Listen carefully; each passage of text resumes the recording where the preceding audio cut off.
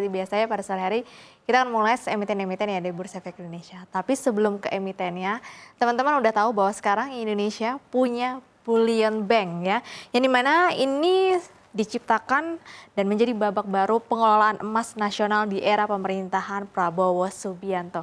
Kan sebelumnya biasanya kita simpan emas itu di luar negeri ya, sekarang sudah bisa di dalam negeri melalui bullion bank.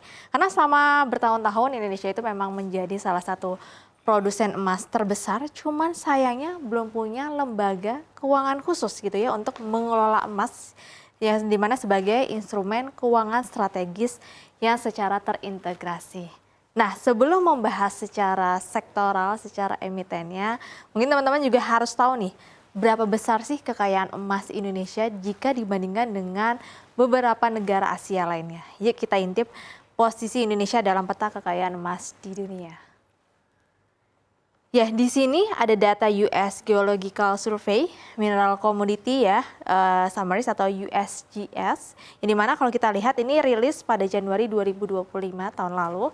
Yang kalau kita lihat memang China itu produksi emasnya tahun 2023 masih paling tinggi. Bahkan pangsa globalnya mencapai 11,5%. Sementara kalau kita lihat secara produksi emas ya, totalnya untuk keseluruhan tahun 2023 itu mencapai 3.250 metrik ton per bulannya. Nah, yang pertama urutannya ada Cina, kemudian Rusia 313 metrik ton per tahun ya. Pangsa globalnya 9,6%, kemudian Australia 296 metrik ton per tahun, 9,1%. Kemudian ada United States, Amerika Serikat, kurang lebih 170 di 5,2% pangsa globalnya. Kemudian ada Kanada kurang lebih 200%, pangsa pasarnya 6,1%. Ghana 130 metrik ton di 4%. Peru 125 metrik ton di pangsa pasarnya 3,8%. Meksiko kurang lebih 120 metrik ton per tahun, pangsa globalnya 3,7%. Kemudian ada Uzbekistan di kurang lebih 120 metrik ton per tahun, pangsanya 3,7%. Dan Indonesia masuk di urutan ke-10 nih, di mana produksi emasnya pada tahun 2023 per tahun itu mencapai 100 metrik ton per tahun, yaitu pangsa pasarnya 3,1%. Nah, kalau kita lihat di sini posisi cadangan emas dunianya ya. Di sini ada 5 negara ya dengan posisi cadangan yang cukup besar. Kalau kita lihat di sini ada Australia 12.000 metrik ton, kemudian di seluruh Rusia 12.000 metrik ton, Afrika Selatan 5.000 metrik ton, Indonesia 3.600 dan juga disusul dengan ada Kanada di 3.200 metrik ton. Nah, teman-teman udah tahu bahwa harga emas ini melonjak cukup tajam di tahun kemarin, bahkan lanjut di tahun 2026. Coba kita intip dulu yuk pergerakan harga emas dunia atau SIU dalam US dollar.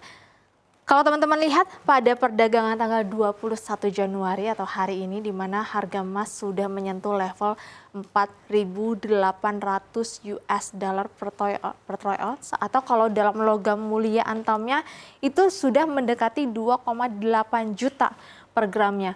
Kenaikan ini sangat cukup tajam ya dari tahun lalu kemudian lanjut di awal tahun ini ya, karena memang saat ini kan perang antara Donald Trump dengan wilayah Eropa yang mau mengambil Greenland ini memang sangat luar biasa ya efeknya, masih berseteru dengan Denmark, kemudian ditambah lagi dengan wilayah Eropa lainnya ada Prancis dan juga Jerman yang memang akhirnya membantu Denmark untuk tidak bisa Amerika Serikat mengambil alih Greenland, dan akhirnya hal inilah yang mendorong harga emas terus melejit. Di samping itu memang salah satunya kontroversi dari The Fed dan juga Trump juga masih berlanjut yang memang membuat harga emas semakin melejit dan indeks dolarnya atau US dollarnya juga semakin melemah. Nah, selain itu pertanyaannya apa sih bullion bank itu? Yuk kita pelajari apa aja sih. Jadi sebelum ke emitennya kita harus mengenal dulu apa itu bullion bank. Nah, kalau teman-teman tahu, bullion bank itu adalah lembaga keuangan ya yang memang fokus pada kegiatan berbasis emas atau logam mulia. Nah, Indonesia sekarang sudah ada sejak era pemerintahan Prabowo Subianto.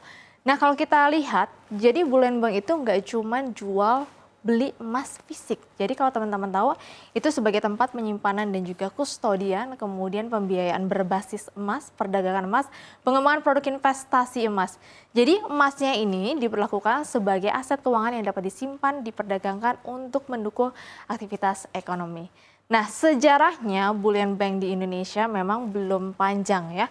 Pertama kali diluncurkan pada Februari 2025, tepatnya tanggal 26 tahun lalu.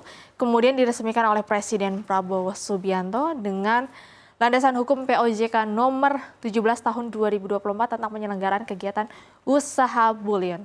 Nah, untuk ketentuan lembaga keuangannya, di sini hanya LJK ya, hanya LJK yang memiliki kewajiban kegiatan utama untuk penyaluran kredit ataupun pembiayaan, yaitu memang hanya boleh menjadi penyelenggara saja. Kemudian BPR dan LKM itu dikecualikan. Kemudian Bank Umum wajib juga punya modal inti minimum 14 triliun rupiah. Kemudian dapat dilakukan melalui unit usaha syariah atau UWS. Kemudian penyedia yang hanya melakukan penitipan emas ya dikecualikan dari ketentuan modal intinya. Jadi memang di sini ada beberapa syarat-syarat yang memang harus dijalankan oleh lembaga keuangan. Jadi memang nggak bisa semuanya masuk di wilayah bullion bank. Nah sekarang pertanyaannya, dari penyelenggara bullion bank ini tuh siapa saja sih? Teman-teman harusnya sudah tahu ya, ada dua lembaga yang memang saat ini menjadi penyelenggara. Yang pertama itu ada Pegadaian, ini belum TBK ya, ini milik BUMN, kemudian Bank Syariah Indonesia TBK atau teman-teman udah tahu kode emitennya adalah BRIS. Dan kalau kita lihat kinerja bullion bank pada tahun 2025, untuk Pegadaian sendiri bahkan mampu menghimpun 129 ton emas hingga 31 Oktober 2025. Lonjakannya ya karena memang permintaan emas sedang tinggi ya tahun kemarin. Bahkan tahun ini juga orang-orang yang mau beli emas itu saking ngantrinya bahkan dibatasi 15 menit pertama. Kemudian ada BRIS ya atau Bank Syariah Indonesia di mana mengelola 19 ton emas hingga kuartal 3 2025 dan menargetkan kenaikan kelolaan emas menjadi 53 ton di tahun 2030 nanti dan tentu saja proyeksinya akan tetap terus bertambah.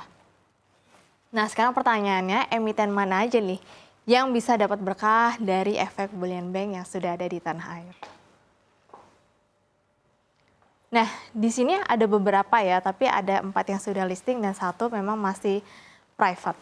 Yang pertama ada Bank Syariah Indonesia. Bank Syariah ini memang menjadi operatornya dari bullion bank ya, dan resmi selain dari Pegadaian. Jadi nantinya dia mengelola layanan simpanan, pembiayaan, perdagangan, emas hingga kuartal 3 2025. Emasnya yang sudah mampu dikelola 19 ton diproyeksikan akan meningkat 53 ton pada tahun 2030. Kemudian ada Harta Dinata ya, ini sudah TBK juga. Untuk pemasok utama emas batangan untuk bullion banknya, ini Pegadaian dan BSI memasok 4,8 ton emas pada semester 1 2025 atau sekitar 60% penjualan emas batangan. Jadi menargetkan pasokannya kurang lebih 500 kg per bulan dan bermitra dengan UNTR dan juga BRMS ya. Jadi ini ada grupnya dari Bakri juga. Kemudian ada Antam. Ya, untuk Antam ini produsen emas hulu nasional ya, jadi memang dia dari hulunya dan diuntungkan dari meningkatnya penyerapan emas domestik oleh bullion bank. Jadi berpotensi marginnya ini akan lebih tinggi, bahkan lebih baik dari kontrak pasokan emas, termasuk dari Freeport sebesar 24 hingga 28 ton pada 2025. Kemudian BRMS pengembangan rantai tengah dan hilirisasi emas ya. Jadi mengkaji pembangunan fasilitas pemurnian emas mandiri dan bekerja sama dengan Harta Dinata dengan potensi kapasitas pemurniannya hingga 3.600 kg per tahunnya. Dan yang terakhir masih go private ya, ada Pegadaian, itu penyelenggara bullionnya memang bukan non-emiten ya. Hingga Oktober 2025 sudah mampu menghimpun 129 ton emas dari layanan emasnya dan juga dari bullionnya. Dan yang sudah mencerminkan memang tingkat masyarakat atau demand ini semakin tinggi. Nah sebenarnya cukup menarik ya, Indonesia sekarang sudah punya bullion bank, sudah punya tempat lembaga keuangan nasional ya, dan juga terpercaya. Harapannya minat masyarakat untuk menyimpan emas ini bisa lebih tinggi ya, terutama untuk di dalam negeri. Jadi simpan emas gak harus di luar negeri, sekarang sudah bisa di dalam negeri. Disclaimer on, emiten-emiten tadi bisa dianalisa ulang mana yang masih murah dan potensial, karena kemungkinan harga emas akan tembus 5.000 US dollar per troy ounce pada tahun ini.